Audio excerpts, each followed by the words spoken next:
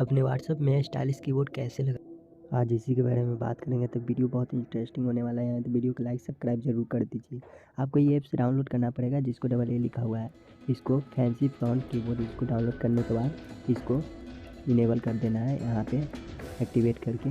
Activate करने के बाद यहाँ पे बैक कर देना है, नीचे स्विच टू कीबोर्ड रेडी यहाँ पे ओके करना है। ओके करने के बाद ऊपर वाला पे सिलेक्ट कर लेना है और मैनेजर और सेटिंग पे एक बार टिपना है। उसके बाद व्हाट्सएप पे आ जाना है, सिंपल सी। व्हाट्सएप पे आने के बाद किसी भी पर्सन को अगर मैसेज करना चाहते हो उसको ऑन कर लेंगे। ऑन करने के बाद यहाँ पे मैसेज टाइपिंग करने के बाद यहाँ पे देखिए, यहाँ से चेंज कर सकते हैं आप, टाइपिंग स्टाइलिश लगा सकते हैं।